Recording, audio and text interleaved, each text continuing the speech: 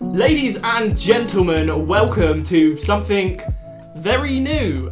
This is essentially a movie podcast, and we haven't got a name for it yet. We don't particularly know exactly what we're doing, but we're gonna try. This is Adam Wells, but you can call him AD. Hello there, I'm probably going to need subtitles for all of this. I'm from Newcastle and I'm a northerner, so if you're, struggling to understand, I'm sure Luke will help out and put some subtitles in. Yeah, maybe. If it's really bad, Yeah. I may have to do it. If you didn't know, you're from... Newcastle. Yeah. I always get confused with Birmingham. I don't know why. Please don't do that. I know. Please don't do that. But it's like Geordie. No offence to people from Birmingham. No, but they're Brummies, aren't they? Yeah, and you're a Geordie. That's just where I get confused. But geographically, far different. See, I never did geography, so I'm bad at geography. So as far as I'm concerned, Birmingham could be the one up here, and Newcastle... Well, it's not. Yeah, so... I know it's not. When I actually think about it for a moment, but if I'm on the spot, like I nearly said it a minute ago, that you're from Birmingham. I think we would have had to start the whole thing again. Yeah, exactly. So, films. We love them. We do. As you can probably tell, we're pretty much repping some of our favourite films right here. Would you say Pulp Fiction's your favourite film? Yeah. I've got it tattooed on my leg, so that is okay. That's pretty dedicated. Yeah, but I mean, I didn't plan this. Yeah, I mean, I don't think they can actually see. There's also another picture up there. And there's a lot of Scarface, so there's a lot of Al Pacino fetish going on. Yeah, you just seem to have a bit of a gangster thing going on. We've just moved in together, by the way. Yep. Last month. Something like that. Yeah, I haven't been keeping track. And we've been wanting to do this for a long time. Yeah, like over a year, like since we started working together. I think there's been so many drunken conversations at the bar. Luke, we need to do it.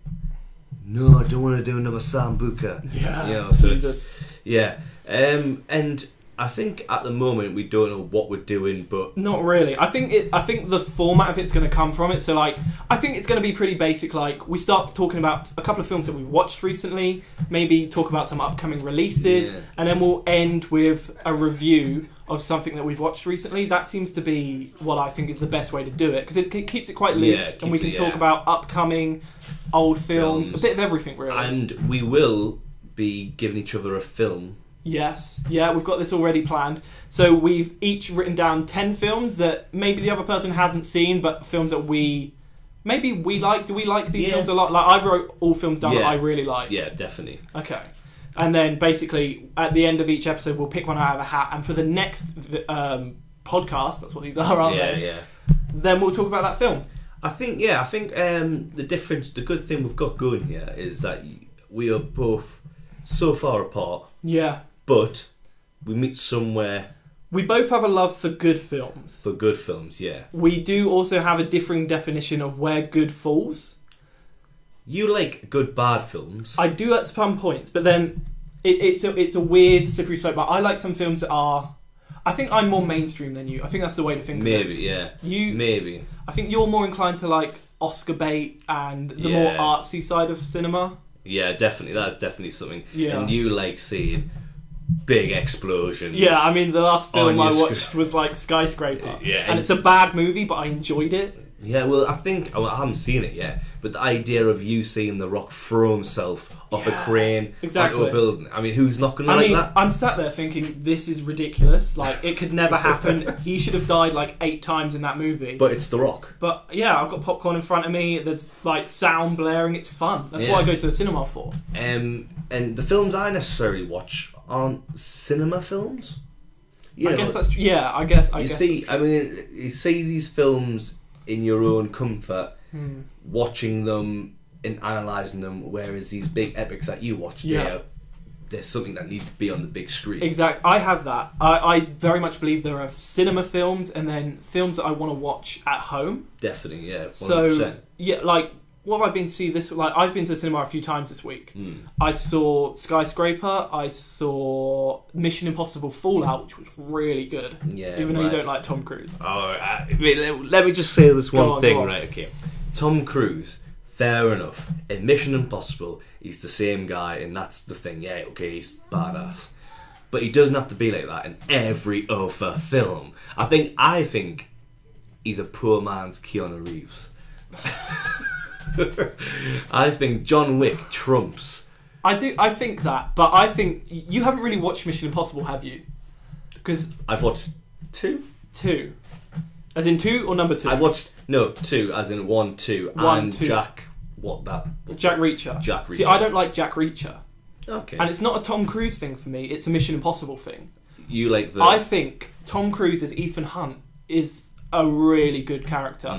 Like his weird kind of arrogance, in a sense, kind of really works for that because I forgot his name already. Ethan Hunt he's just super spy. Yeah. Like in the new film, he takes on Henry Cavill and obviously wins because it's Henry Cavill, man, he's a boy. That's an actor that I like. There's an amazing scene. I think.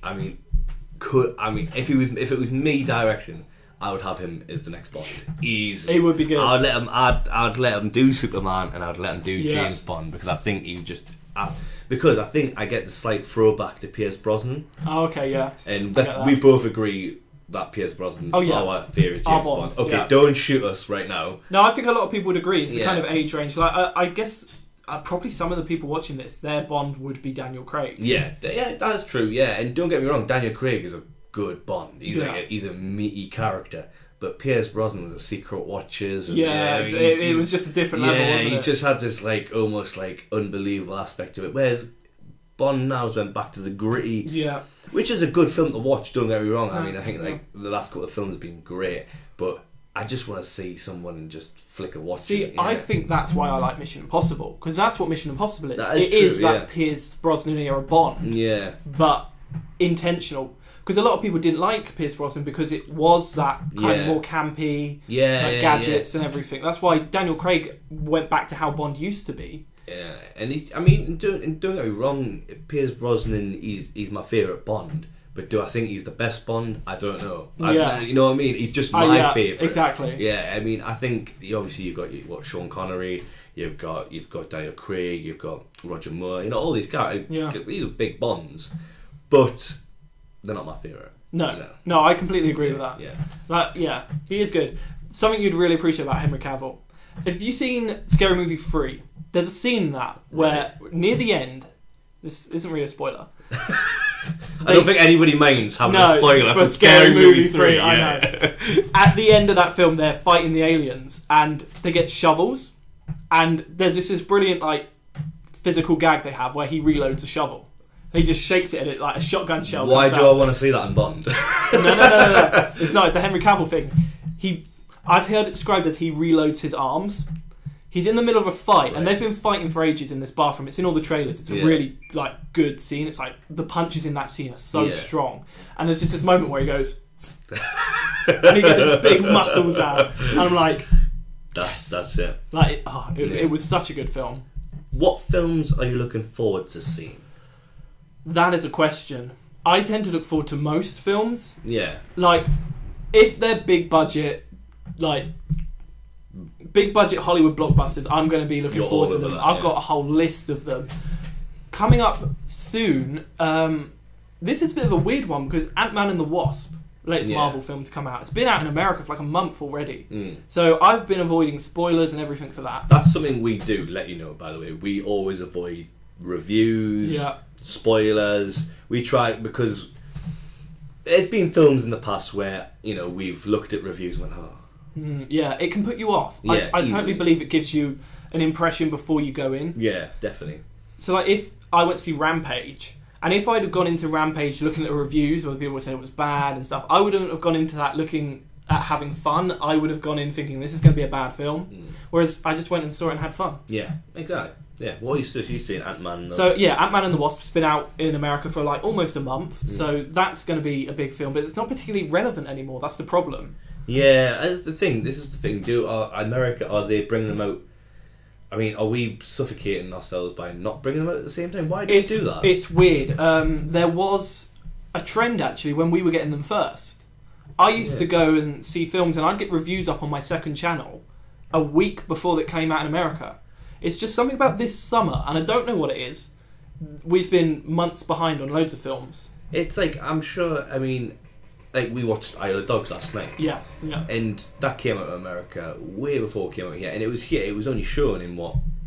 A selective amount of cinemas. Yeah. We couldn't even get to go and see it at the cinema. No, completely missed it. Yeah, and it was something that, I mean, I would say that was a me film. Yeah. But you'd happily watch it. Yeah, exactly. But yeah, I mean, it's just the kind of thing where I don't know why we just don't bring them out at the same time and everyone just enjoy watching these films. Yeah, it's I don't understand it, to be honest. It's probably some kind of business reasons. Yeah, but probably. it makes no sense in my head to stagger releases anymore. Yeah, I mean, I guess if they're trying to gauge what countries it does better in, maybe. See, I used to imagine it was something to do with actual having physical film.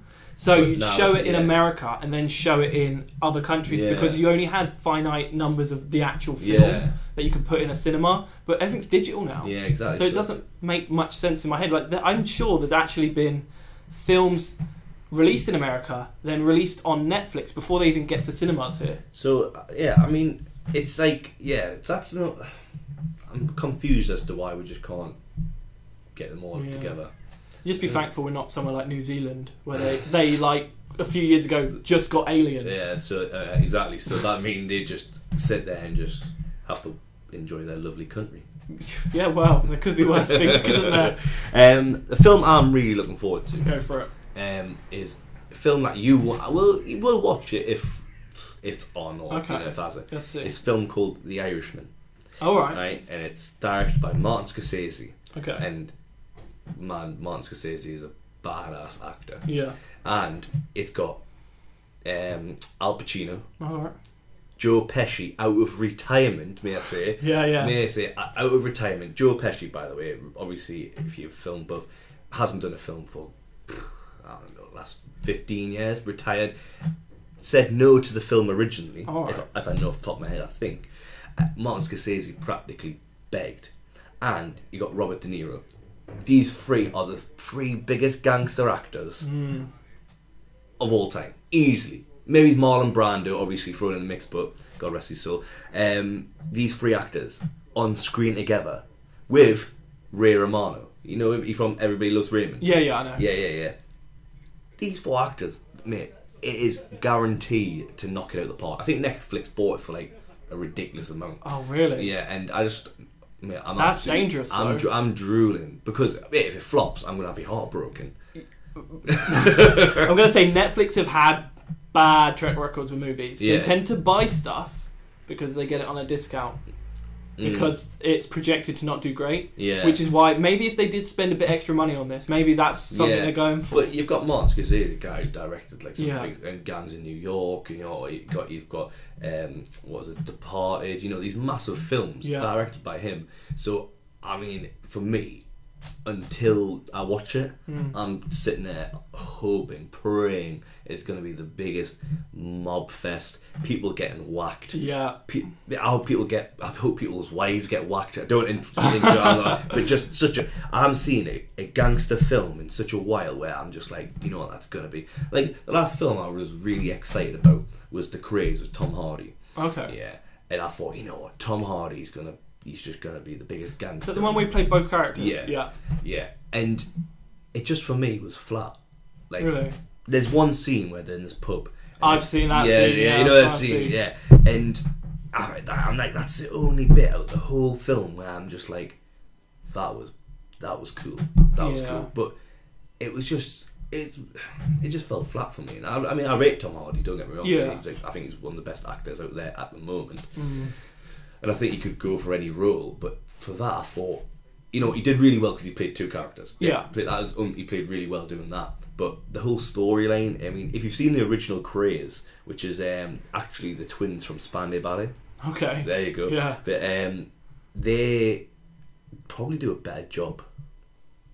And that's saying something. The whole film, not better than Tom Hardy. Yeah. But the actual storyline. Like, there's a scene in the original one where they tie a guy to 4 pockets of a snooker table. Oh, right. And get a samurai sword out. I just think that's badass. Yeah. That is pretty cool. Yeah. Another film I'm looking forward to. Bad Times at the El Royale. Bad Times? What's that one? that one, it's not necessarily like one that you'd expect me to like. Yeah. It's more along. Oh, what can I put? Hotel Artemis, that kind of vein. Yeah. Okay. It's the one that's set in the hotel that's on the border of Nevada and California. Okay. So I don't know much more about it. It's got Chris Hemsworth in it. It's got a really good cast. I can't remember off the top of my head. I just remember Chris Hemsworth's quite prominent in the trailer. And it's this weird kind of. I really don't know how to explain what this film is. There's hotel rooms with secret windows into them, so people can watch. I think I might have. No, I have shown you the trailer. You may have shown me the trailer. It's got a great soundtrack, which is always a bonus for me. Obviously, the soundtrack is what. I mean, look at Baby Driver. Yeah, Baby Driver. Even, I mean, you haven't watched it yet, but Chef. Yeah. Great soundtracks that make you just love the film even more. Exactly, and it's looking like Bad Times at the El Royale is going to do that. You said Hotel Artemis. Yes. We haven't watched that yet. We haven't. It's actually out at the minute here. Yeah. It was another film that was released late. Yeah. So it's already been in the States. I think we've only had it for a week, haven't we? Something like that, but it's not a wide release. Yeah, so I don't actually know which cinemas are showing it. Yeah, so I mean I think you've got in that film you've got what's his face from Horrible Bosses. Horrible Bosses. Do you know the one? I don't know who you're talking about. Yeah, I can't remember off the top of my head, but he's a comedic character. Okay. In many things that he does, and in this he plays like a really like sinister but happy character. Okay. Yeah. Do you know the one where in the trailer he tries to fight the girl in it and she throws the knife and I can't. I've got like Batista's in it. What's her face? What's his face from Jurassic Park? Oh, it's Jeff Goldblum. Jeff Goldblum, yeah, that's the one. He's in it. Yeah, it's. I think that'll be a pretty epic film. I'm hoping it is. I've heard good things. Yeah, you've heard, as in Yeah, I've heard good things. Yeah, that's good. Yeah, so hopefully it is. And then because that's a film I'm really looking forward to.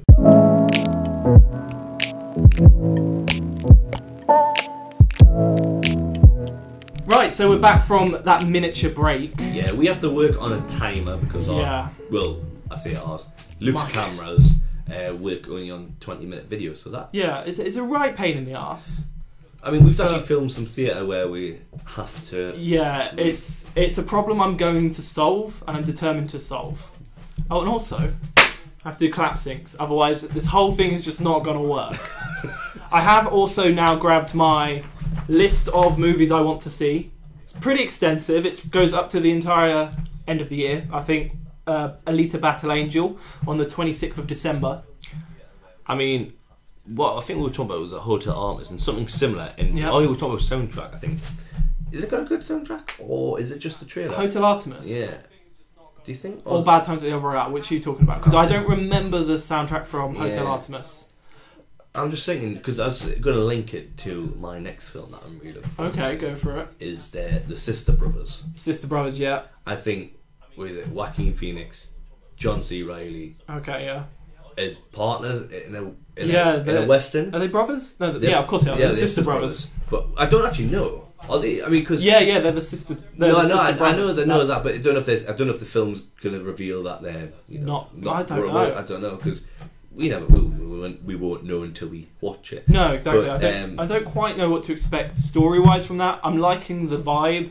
They've got like the soundtrack is looking good at the minute. I'm hoping it's not just a trailer thing. Yeah, definitely, because the opening to the trailer gripped me. Like I was just, and I hope it just didn't show us all the best bits. See, you've got this problem, which I think started with Guardians of the Galaxy, who used Hooked on a Feeling in their trailer. Yeah. And then you had Suicide Squad trying to copy it with Bohemian Rhapsody.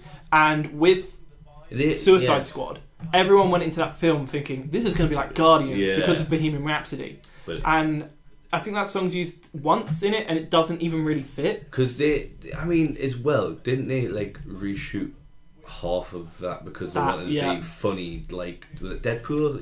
Yeah, it was something like that. I can't remember exactly what film came out, but they were basically like they're doing reshoots because it needs to be funny. Yeah, and everyone was like, hang on, this is the film with Harley Quinn, the Joker, and it's super dark to the point where they need to reshoot it to make it a little less lighthearted. Yeah, a little more lighthearted rather. I mean, Suicide Squad. I mean, I'm not a obviously I'm not a massive not like, superheroes. Yeah. They're not my. I watched that and I was all right with it. I was happy with it. See, but I was like that, like I am with most films like that. I enjoyed it, but I recognise it's bad. Yeah, maybe because I don't watch them enough. Yeah. So I haven't watched. Yeah, like that's something I'd like to turn around. Like I was saying about the whole us picking movies. Justice League is a film I want to put on there. Yeah. But I want to make you watch Infinity War first, so you can see how it's done, and then watch how they fuck it up. All right. Okay. Yeah. All right. Okay. Or maybe it should be the other way around, where you see a terrible version and a great version. Because I probably imagine everyone who might watch this. We don't know anybody who watches this yet, but they're probably pulling their hair out right now at me. That I'm not. It depends. It depends really, because if you think about Infinity War that you haven't seen, everybody and their mum has seen Infinity War. That film made all the money in the world. And apart from me. Apart from you. Yeah. I'm the one person in the whole wide world who hasn't seen it. Exactly. And I've seen critics who are like you, watch this film and go, wow. I'm excited. It is amazing, and it's one of those things where I'm like, I wish you had seen all 18 films leading up to it, but started 10 years ago. Because I started with the first Iron Man. So I've grown, especially with Tony Stark, to the point 10 years later where Infinity War comes out and I'm like, this is everything I've been waiting for. Well, so if I go back and watch these, am I going to look at them and go, well, that's not as good quality as the film I watched last week? That's the thing. You watch Iron Man. Iron Man you've seen, right? Yeah. That's a great film. Great film, yeah. Iron Man 2, meh. Iron Man 3, meh. Then you get to films like Captain America, where the first one is alright. It's a decent film, but then what's the second one? The Winter Soldier, is that the second one? I've not a clue. No, it's the one in between. What is the one in between? No, that is the Winter Soldier. Maybe it's the Winter Soldier. Yeah. So Captain America Winter Soldier is a fantastic film. Just even from like a spy thriller perspective, it's just a good film. It doesn't even have to be about superheroes. And then you get Civil War, which is a mini version of Infinity War almost, where you get all of these characters coming together and fighting, which is an amazing film. Thor is another funny one. The first one is a film that I really like, but a lot of people don't. Okay. Thor 2 is awful. But then do a lot of people like that? Or Nobody likes Thor 2. Nobody remembers Thor 2. That film is written off. Okay. Then you get Thor Ragnarok, which is the one that stars the Hulk as well. And that film is amazing. I've seen the trailer to that, and that's the bit where Chris Hemsworth? Yes. And he's like, oh, I know him, he's my buddy. Yeah, exactly. Yeah. It hit that Guardians of the Galaxy note, where I think Guardians of the Galaxy 2 didn't hit. See, I mean, I haven't watched Guardians of the Galaxy 2 yet. Yeah. But that's because you put me off. That's fine. I don't hate it as much as I used to, because I've rewatched it since. But I just don't think it lives up to the first film. You said that they try to play on the Guardians of the Galaxy vibes like a bit too much, especially with Drax. Yeah, Drax was a real problem for me in that film, because I thought he had a bit of comedy to him, where all he was about was killing. Yeah, like that. His name is Drax the Destroyer, and he's just fighting his entire thing. So when it comes to like human emotions, he doesn't get it. And in Guardians 2, they just amped that up way too far, to the point where he's just a comedic relief. And he's playing on that too much, whereas in the original, they didn't even write comedic lines for him, but they just came out funny. It came out, as that's his character. Like, of course his character doesn't quite understand what smiling is, because he's a warrior, he doesn't smile. Yeah. Whereas in this new film, he just calls people ugly because it's funny. I'm like, why would he even be calling them ugly? If he doesn't... He wouldn't even be thinking like that. That's not who he is. Yeah. I mean, I will watch it. Yeah. I will watch it. It's on my list. It's just... When you said that, I don't know why. I haven't seen it, but why I can imagine it happening. Because that's what a lot of films do, especially with like trilogies and all that stuff. Like, they just amp things too much. Like, I mean, not that I'm a massive fan, but you look at like the Fast and Furious franchise. The Fast and Furious franchise. The original, that I think is like a really good film, but it's not necessarily. It's about the drive, and but it's also about that brother. Whereas it just gets to the point where they have to get The Rock involved. It went completely off. It started with the first film was about stealing DVDs. Yeah, exactly. And in the newest film, they destroy a submarine with a cruise missile. And it's just not, for me, that's just not about that. It's like, what's it? The Kingsman. Kingsman, yeah. Really enjoyed the first one. Yeah. Really thought, you know what? That was a really good film. And I really enjoyed that. I got 10 minutes, not even that, 5 minutes into the first one, turned it off because It just missed the mark, didn't just it? too unrealistic for me. Because I almost feel like, you know what, the Kingsman here almost had a rival for James Bond. Yeah. You've got a younger character who is what can, you know, is recognised to a younger demographic who do, you know, I just think they had a real gem there, and then they just made it so, the second one, so out of unrealistic that it was just not for me anymore. You know? I completely agree. But it's funny because I really want my James Bond to go slightly back to that. So I want a bit. Yeah, you want, like, it was almost like the Kingsman was the James Bond you wanted. Yeah. So you could have lived with Bond maybe being in the Daniel Craig era. Yeah. If you had Kingsman alongside it. Exactly, because it's about the gadgets as well. But when he gets in a taxi and he goes through the lake in the first 5 minutes, I was just like, there are some good scenes later on, which are the fight scenes. They are very reminiscent of the first film, but still not quite as good. yeah, There's a really good one set to Saturday Night Is Alright for Fighting by Elton John. yeah. Right at the end, and it's a good scene, but it's just still not quite the first film. I mean, I've seen the scene where they sing Country Roads. Yeah. And I just think it's just too on the nose for me. Like, don't get me wrong, we know how much we love that song. Exactly, yeah. But so these films, as much as we want a good soundtrack, it can't always be about the soundtrack. No. The songs have got to go with that. Baby Driver, for example. Yeah. Perfect example of how it's done right for me. 100%. I mean, Edgar Wright's been proving that, been doing that his whole career. Yeah. You look at Shaun the Dead, you know, these films where, and you look at, what's it, where he fights all the girlfriends?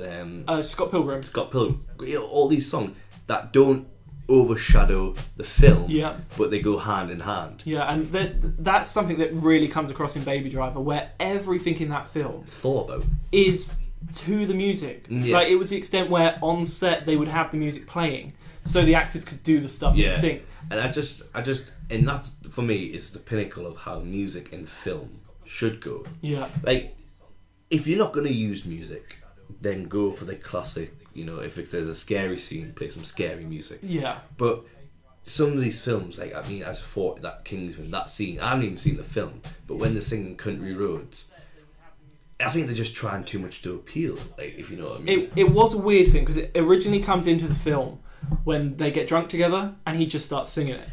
So it's not even it doesn't even feel like it's particularly connected. It's this thing that comes out of nowhere, that then comes back later when, spoilers, Merlin dies. Yeah. Well, it's like you've just watched Logan Lucky. Yes. And that's how the song should be used. Yeah, it's used very well. It's used to establish a relationship. Channing Tatum? Yeah, Channing Tatum's character and his relationship with his daughter. So then later, when they bring the song back and his daughter sings it at her recital, it's that thing that makes you be like, he is a lucky man to have what he's got. He is Logan Lucky. Yeah, and I just think that's how that song can be used in a more, you know, subtle way. Yeah. But we can still enjoy it, if you know what I mean. Yeah. And well, anyway, what did you think of that film, Logan Lucky? Yeah. I really enjoyed Logan Lucky. Yeah. I mean, it kind of hit exactly where I wanted it to. I went into it not quite. I could have seen that film presenting itself as this kind of hillbilly heist movie. Yeah, yeah. And not being that at all. But I think bang on the money. What I love about that film is how Adam Driver can look like Kylo Ren. Yeah. But be so... but you not see Kylo Ren. 100%. I was watching that film like, he's Kylo Ren, but I don't see it. Not at all. When his arm comes off in that scene, honestly, it makes me howl. I was laughing for days at that. And I just think that film went under the radar. Yeah, it did. Not many people watched it. Well, might have watched it, but not. It didn't like make a splash at the box office, basically. And I just think it's got that Ocean's 11 vibe that we were talking about. It had that vibe where it was about a heist, and it was about the plan, and it was about two blokes doing it. And I just think that's what I miss in some films. I get that, and it followed the tropes of the heist films perfectly as well. Yeah. Because after watching Ocean's 11 yesterday, not that we're going to talk about that, there's no really need to. It has that perfect moment where you think the plan's gone one way, and they pull the carpet out from under you. Exactly. It's just perfect, and it just and it's a nice release from, because you know the film's going to end 9 times out of 10 happily, but you still want that 1% of doubt, where it's not going to go wrong. And I think Logan Lucky does it, where I'm sitting there thinking, has it? Yeah, has it gone wrong? And the ending of that film is, it's like you sit there like. By the way, Daniel Craig in that film. Daniel Craig. Oh, he's the old man, isn't he? White hair. I didn't even associate. Exactly, and I just think like this film did so much with characters and that, you know, the heist genre. Yeah. That it deserves a bit more credit than. Yeah, I think it's a great. I'd recommend that film to anyone. Exactly. Like I'm gonna get on the phone to my parents and be like, "Here's a good film you should watch." It's like it almost comes along the vibes of Henry Cavill and Armie Hammer. The Man from U.N.C.L.E. Man from U.N.C.L.E. Yeah. That went under the radar. Yeah, and that's both great film.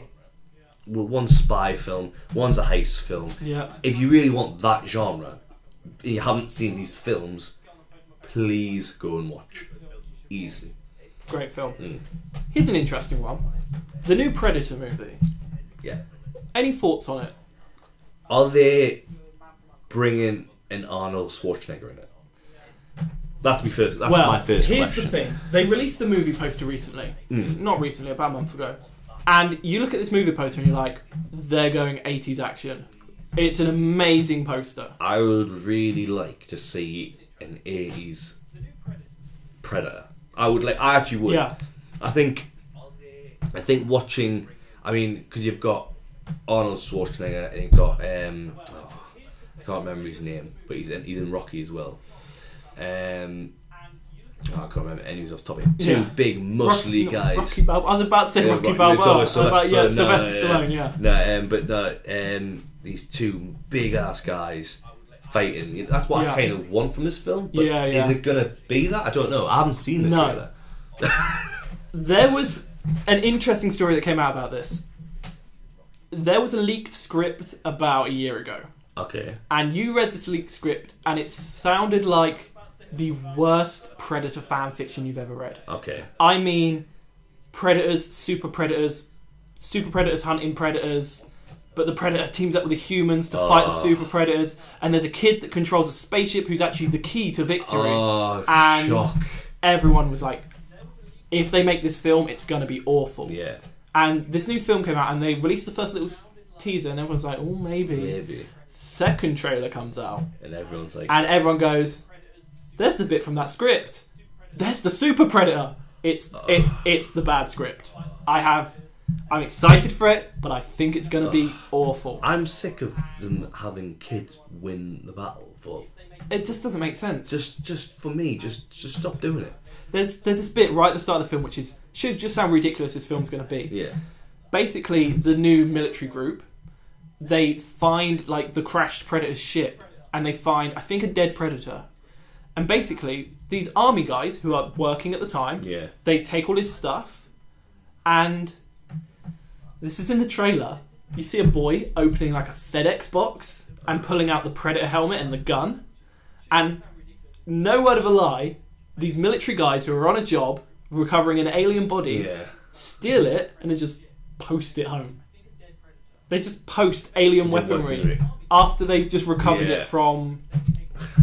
But this is a thing that bugs me, that they expect us just to take it because that's what we're watching. It's a name, isn't it? Yeah. The Predator's name's on it, it's going to get money. Yeah, exactly. They don't care about the franchise. Yeah, and I think they need to realise what needs to be left alone. Yeah. If you're not bringing Arnold Schwarzenegger or a character like him, I'm not saying do a remake. Yeah. I'm just saying do a version of it where it's about the Predator versus the humans, because that's essentially you've got to hit the new generation, and you've got to hit for the old generation. I'm not saying do a rehash.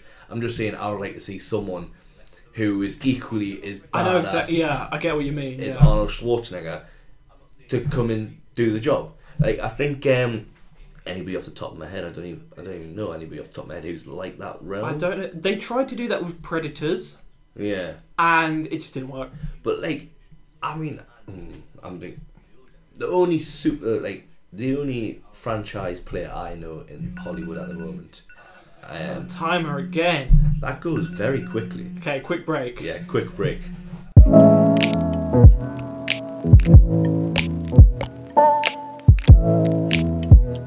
Okay, we're back. What I was saying is the only franchise player I know in Hollywood at the moment who could fill the role of Sylvester Stallone, Arnold Schwarzenegger, is The Rock. I 100% agree. He's The Rock. He's a better actor than both of them. I think maybe there's a little bit of an untapped mine with wrestlers. Yeah. Because I think that's what The Rock came out of. Exactly. Like, those guys, they're all jacked. They're technically actors. Technically, yeah. And if they are actually decent on screen, they could be like the next generation of action movie stars. You think John Cena? I mean, he's making slow waves. Would you say? Like John Cena? I think he was just in Blockers. He's in Blocker. He's in Trainwreck. Apparently, people were. He's meant to be a really good actor. I haven't seen him. I've seen Trainwreck, and he was really funny in that. Oh, really? So he's. I mean, I'm not saying John Cena is the next best thing. I'm just saying, like, if he has that, slow. He could almost be like a commando. Couldn't he? Like, I mean, that was a film, by the way. But yeah, but yeah. So I think there's something there for him. Yeah. Brilliant. I think that is us coming to an end for this episode. Yeah. We have to do our movie recommendations for each other. So I need to get mine. So we literally have just 10 films in this. It's going to be fancier than this in future. Yeah. We're going to have like hats and something cool. But for now, we're literally going to throw these at each other. Do you want to go that side now? Oh yeah, let's do it this way. Right, are you ready? 3, 2, 1. Okay. Pick a film. Let's have a look. Okay. What do you get? I got Before Sunrise. I knew you were going to get that. I don't even know what it is. That's the only chick flick. Oh, okay. I like the only chick flick on my whole. This is the most arty film you will see.